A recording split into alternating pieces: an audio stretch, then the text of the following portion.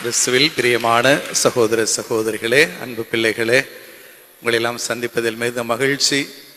மணப்பாடு திருசிலுவை நாதர் ஆலயத்திற்கு திருப்பலிக்காக வந்திருந்தேன். தந்தை ஆண்ட்ரூ அவர்களோடு இங்கும் வருகிற ஒரு வாய்ப்பு கிடைத்தது.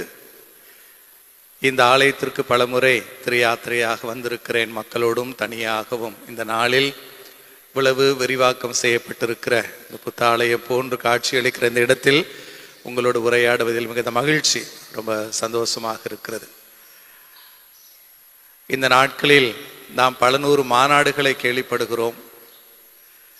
முதல் முறையாக நான் கேள்விப்படுவது இயேசுவின் இந்த இதய அன்புக்கு நாம் ஒரு மாநாடு எடுக்கிறோம். பல அரசியல் மாநாடுகள் பற்றி கேள்விப்படுகிறோம். நம்மவர்களும் கூட ஆங்காங்கு மாநாடு நடத்துகிறார்கள். இப்போது பெண்கள் தினம் வருகிறது, மார்ச் மாதம் 8ஆம் தேதி. அதை ஒட்டி நிறைய பெண்கள் மாநாடுலாம் நடத்துவார்கள். ஆனால் இயேசுவின் திரு இதயத்துக்கு மாநாடு எடுப்பது என்னை பொறுத்தவரை ஆழ்ந்தல இறை மக்கள் தான். ஆழ்ந்தல இறை மக்களுக்கு மனமார்ந்த வாழ்த்துக்கள், பாராட்டுகள். இயேசுவின் இதய அன்பை மாநாடு எடுத்து கொண்டாடக்கூடிய, மாநாடு கூட்டி கொண்டாடக்கூடிய உங்கள் அனைவருக்கும் அந்த இயேசுவின் இதய அன்பின் சார்பாகவே அன்பிலிருந்தே மனமார்ந்த வாழ்த்துக்களை தெரிவித்துக் கொள்ளுகிறேன்.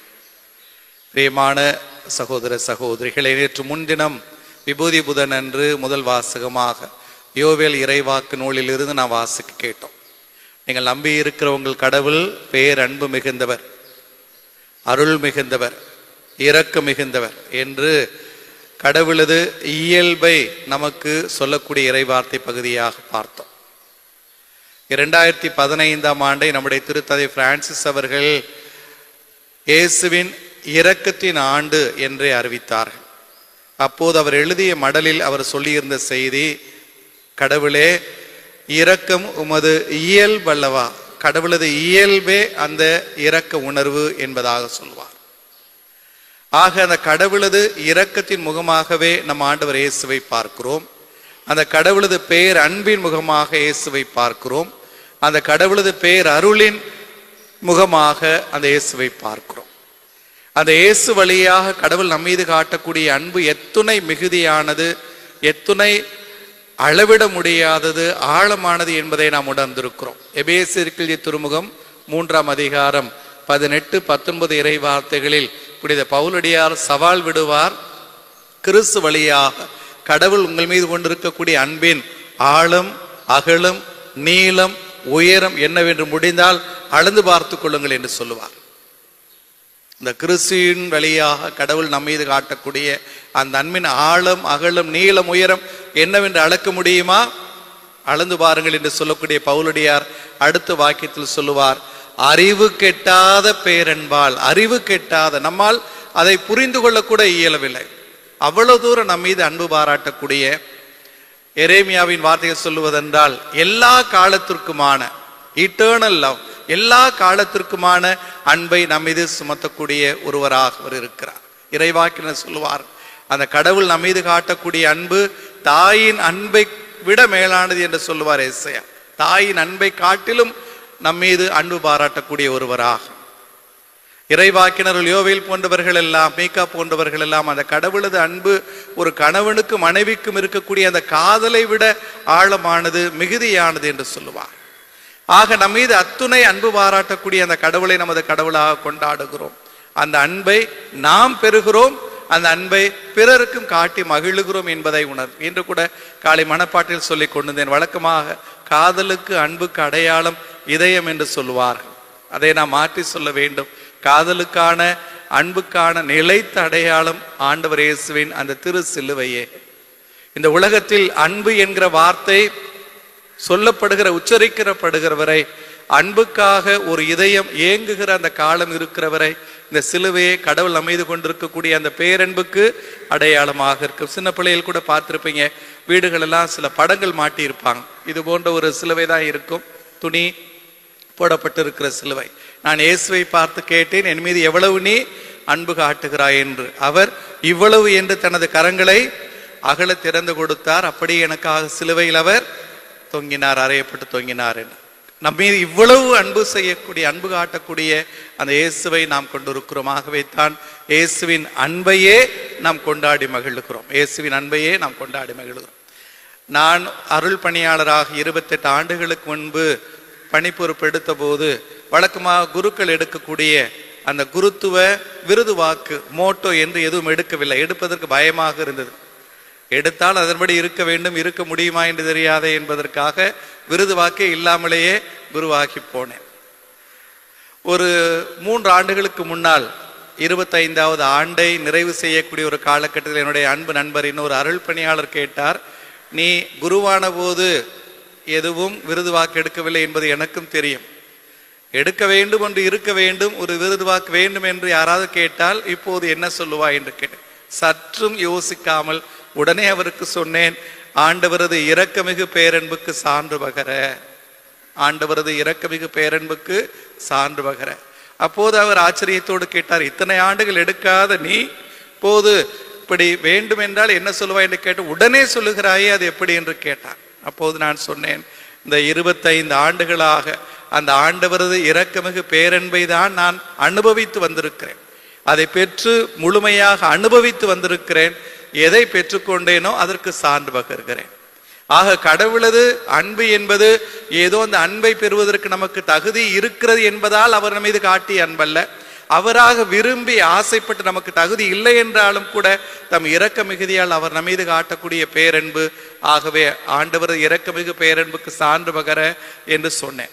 3 ஆண்டுகளுக்கு பிறகு கடந்த ஜூன் மாதத்தில் ஆயர் என்று அறிவிக்கப்பட்ட நிலையில் இப்போது நிச்சயமாக விருது வாக்கு எடுத்தே ஆக வேண்டும் என்று உங்கள் விருது வாக்கு என்ன என்று ரோமையில் கேட்டபோது நான் உடனடியாக அவர்களுக்கு எழுதி அந்த கடிதத்தில் எழுதினேன். இப்படிதான் எழுதினேன், ஆண்டவரது இரக்கமிகு பேரன்புக்கு சான்று பகர. ஆக எதை அனுபவித்து உணர்ந்தேனோ அதையே விருது வாக்காக எடுத்திருக்கிறேன். அதைத்தான் எனது பணியாகவும் கொண்டிருக்கிறேன்.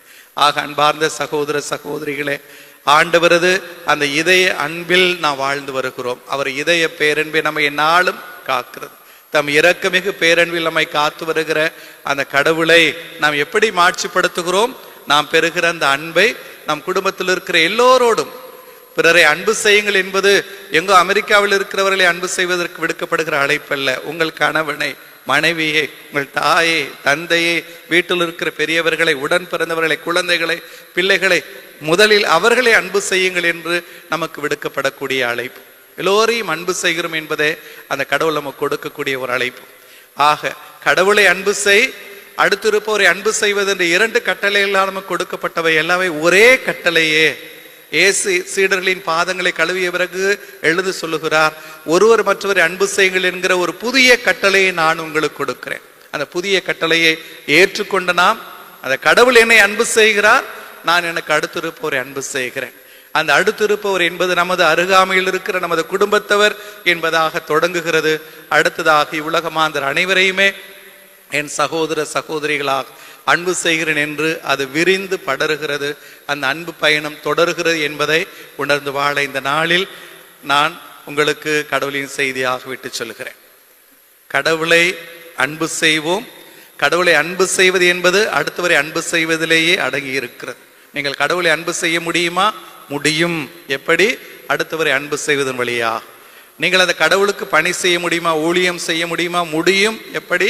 அடுத்தவருக்கு பணி செய்வதன் வழியாக, ஊழியம் செய்வதன் வழியாக. கடவுளை அன்பு செய்யுங்கள், உங்களுக்கு அடுத்திருக்கிற எல்லோரையும் அன்பு செய்யுங்கள். இதுவே கிறிஸ்துவ நமக்கு காட்டக்கூடிய புதிய நெறி, அன்பு பாதை.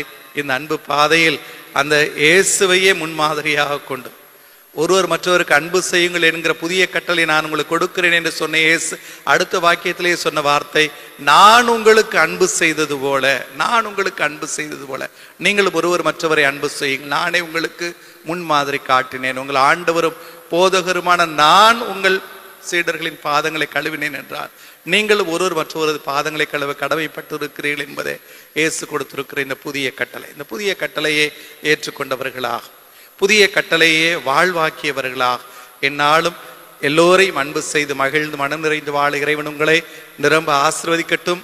இந்த மாநாட்டை ஏற்பாடு செய்து நமது பங்கு தந்தை உடன் உழைத்த தந்தையர்கள், அருள் சகோதரர்கள் அனைவருக்கும் மனமார்ந்த வாழ்த்துக்களும் பாராட்டுக்களும். இதில் பங்கெடுத்துக் கொண்ட உங்களுக்கு, குறிப்பாக நமது அருமையான அன்புக்குரிய இந்த பாசத்துக்குரிய குழந்தைகளுக்கும் அந்த திரு இருதய ஆண்டவரின் அருளும் ஆசீர்வாதம் என்னாலும் நிரம்ப கிடைப்பதாக. இந்த மாநாட்டின் நிறைவில் நாம் எடுக்கிற தீர்மானங்கள். சரி, முதலாவது தீர்மானம், எங்களுக்காக குத்தி ஊடுருவப்பட்ட இயேசுவின் திரு இதயத்தை அன்பு செய்வோம், நன்றி கூறுவோம். முதல் தீர்மானம், எங்களுக்காக குத்தி ஊடுருவப்பட்ட இயேசுவின் திரு இதயத்தை அன்பு செய்வோம், நன்றி கூறுவோம். கை தட்டுங்க பார்க்கலாம். நல்லா கை தட்டுங்க. அடுத்து, வெரி குட். இரண்டாவது, எங்கள் குடும்பங்களில் உள்ளோருக்கும் உறவினர்களுக்கும் நண்பர்களுக்கும் திரு இருதய அன்பை அறிவிப்போம், குடும்பங்களில் திரு இருதய அரசை நிறுவுவோம். மீண்டும் வாசிக்கிறேன். எங்கள் குடும்பங்களில் உள்ளோருக்கும் உறவினர்களுக்கும் நண்பர்களுக்கும் திரு இருதய அன்பை அறிவிப்போம், குடும்பங்களில் திரு இருதய அரசை நிறுவுவோம். கரங்களை தட்டுவோம்.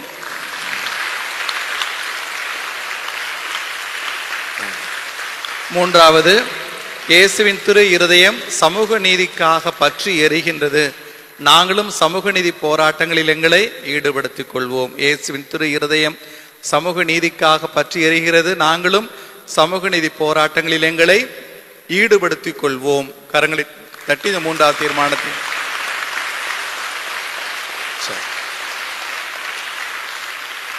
ரொம்ப மகிழ்ச்சி. இந்த தீர்மானங்களை ஏற்றுக்கொள்ளவும் கைத்தட்டு போதாது என்று இன்னும் கைத்தட்டுவதற்கு இன்னும் நிறைய பிள்ளைங்க வந்திருக்கிறாங்க. இப்போ திருத்தலத்திற்கு உங்களை போல பிள்ளைகள் நிறைய வந்திருக்கிறாங்க. இந்த பள்ளிக்கூடம் திருவிழா பேருந்து ஏறி இந்த பேராலயத்திற்கு வந்திருக்கக்கூடிய அந்த தம்பி தங்கைகளுக்கும் குழந்தைகளுக்கும் இயேசுவின் திரு இதயத்தின் வழியாக கடவுளை எல்லா அருளும் ஆசிரும் என்னாலும் கிடைப்பதாக. இந்த வாய்ப்பு கொடுத்த நமது அருமையான பங்கு தந்தையவர்களுக்கு மனமார்ந்த நன்றி. God bless you. Thank you very much. God bless you.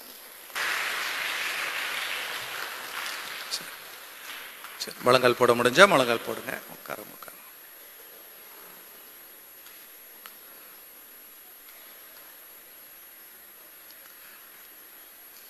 மன்றாடுவோமாக. கண்களை மூடி கரங்களை குவித்து ஒரு நிமிடம் எங்கள் தாயும் தந்தையுமான இறைவா, உம் திருமகன் இயேசுவையே எங்கள் மத்தியில் மது பேரன்பின் அடையாளமாக, மது பேர் இரக்கத்தின் அடையாளமாக, மது பேர் அருளின் அடையாளமாக அனுப்பி இருக்கிறீரே. அந்த இயேசுவின் திரு இதய அன்பில் மது அன்பை நிரம்ப பெற்று வந்திருக்கிறோம். அந்த இயேசுவில் நீர் எம் மீது காட்டக்கூடிய அந்த அன்பை நாங்கள் மகிழ்ந்து கொண்டாடுகிறோம். அந்த அன்புக்காக காலமெல்லாம் உமக்கு நன்றி அறிந்திருக்கிறோம் ஆண்டவரே. இந்த அன்பில் எந்நாள் வாழுகிற அந்த பேச்சினை பாக்கியத்தை எங்கள் ஒவ்வொருவருக்கும் இந்த நாளில் கொடையாக கொடுத்துள்ளோம். எங்கள் ஒவ்வொருவரையுமே, குறிப்பாக இந்த அன்பு குழந்தைகள் ஒவ்வொருவரையுமே நீர் உமது அன்பின் அடையாளமாகவே இந்த உலகத்தில் படைத்திருக்கிறீர்கள். ஒவ்வொருவருக்காக உமக்கு நன்றி செலுத்தி ஜெபிக்கிறோம். நாங்கள் உம்மிடமிருந்து பெறுகிற அன்பை எங்கள் குடும்பத்தவர் மீதும் எல்லோர் மீதும் எப்போதும் காட்டி வாழ எங்களுக்கு அருள் தாரும். இயேசுவை ஏற்றுக்கொண்டவர்கள், இயேசுவில் எங்கள் கடவுளை ஏற்றுக்கொண்ட நாங்கள் என்னாலும் அன்பு மிகுந்தவர்கள், பாசம் மிகுந்தவர்கள், பிறர் மீது இரக்கம் காட்டக்கூடியவர்கள் என்பதை உணர்ந்து வாழ எங்களுக்கு அருள் தாரும் ஆண்டவரே.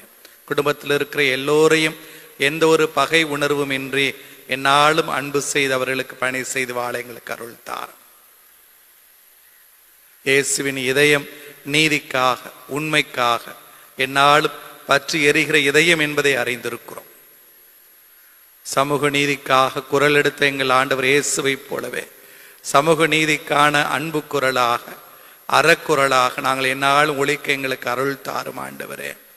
சமூக நீதி போராட்டங்களில் தேவைப்படுகிற போது வீதியில் இறங்கியும் கூட போராட எங்களுக்கு அந்த அன்பு உள்ளத்தை, தியாக உள்ளத்தை, பற்றி எரியும் அந்த அற உள்ளத்தை கொடுக்க வேண்டுமா ஜெபிக்கிறோம். எங்களை ஆசிர்வதியும், எங்கள் குடும்பங்களை ஆசிர்வதியும், என் பங்கு இறை சமூகத்தையும் இவ்வுலகமாந்தர் அனைவரையும் ஆசிர்வதித்தருளும். இதோ இங்கு உண்மன் மண்டிட்டு மன்றாடக்கூடிய எமது அருமையான குழந்தைகள் ஒவ்வொருவரையும் ஆசிர்வதித்தரும். அவர்களது படிப்பை, கல்வி முயற்சிகளை ஆசிர்வதியும். வளமான ஒளிமயமான எதிர்காலத்தால் அவர்களை ஆசிர்வதியும். இவர்களே நீர் எங்கள் குடும்பங்களுக்கும் சமூகத்திலும் கொடுத்திருக்கிற மிகப்பெரிய கொடைகள் ஆண்டவரே. வழியாக இந்நாளும் எங்கள் குடும்பங்களையும் எங்கள் சமூகத்தையும் ஆசீர்வதிக்க வேண்டுமாய் ஜெபிக்கிறோம். உம்மிடமிருந்தே அருளுக்கு மேல் அருளை ஒவ்வொரு நாளும் பெற்றுக்கொள்கிற நாங்கள் நன்றி சொல்லி மன்றாடுகிறோம். ஆண்டவரே, மது வியத்தொகை இறை பராமரிப்பில் எங்களை காத்துருளும். எல்லாவுமாக இருந்து யாதுமாகி நின்று எங்களை எந்நாளும் வழிநடத்தி காத்துருளும். நாங்கள் மீது கொண்டிருக்கிற நம்பிக்கை எங்களுக்கு வாழ்வு தருவதாக, நாங்கள் மீது கொண்டிருக்கிற மாறாத நம்பிக்கை எங்களுக்கு நிறைவான வாழ்வை தருவதாக, உம்மில் எந்நாளும் மகிழ்ந்து மன நிறைந்து உம் இதயத்துக்கு ஏற்றோராய் வாழ எங்களுக்கு அருள் தாரும். எங்கள் ஆண்டவராகிய கிறிஸ்து வழியாக மன்றாடுகிறோம். ஆண்டவர் எங்களோடு இருப்பாராக. எல்லாம் நம் தாயும் தந்தையுமான இறைவன் தம் அளப்பெரிய மாட்சியாலும் இவ்வுலகின் மீது கொண்ட மாறாத அன்பாலும் தம் திருமகனின் வாழ்வாளும் வார்த்தையாலும் மரணத்தாலும் உயிர்ப்பாலும் தம் தூய் ஆவியாரின் அனைத்து நிறைவுபடுத்தி வழிநடத்தி காக்கும் அருளாலும் புனித ஆரோக்கிய தாயின் அன்பு அருள் துணையாலும் புனித சூசேப்பரின் பரிந்துரைகளாலும் உங்களை ஆஸ்வதிப்பாரா, உங்கள் குடும்பங்களை ஆஸ்வதிப்பாரா. நீங்கள் மண்டியிட்டு கேட்கும் எல்லா மன்றாட்டுகளுக்கும் கனிவாய் செவி சாய்ப்பாரா. உங்கள் இதயம் விரும்பி தேடும் எல்லா நலன்களாலும் உங்களை நிறைவேற செய்வாரா. இஸ்ராயலின் கடவுளாகிய ஆண்டவர் அவர் தம் சந்நிதியில் எங்களை ஏறெடுத்த எல்லா ஜபங்களுக்கும் செவிமடுத்து தம் வியத்து இறை பராமரிப்பில் உங்களை எந்நாளும் காப்பாராக. ஆமென். எல்லாமல்ல இறைவன் தந்தை, மகன், தூய ஆவியார் உங்கள் ஒவ்வொருவரையும் நிரம்ப ஆஸ்வதிப்பாராக. ஆமென். God bless you.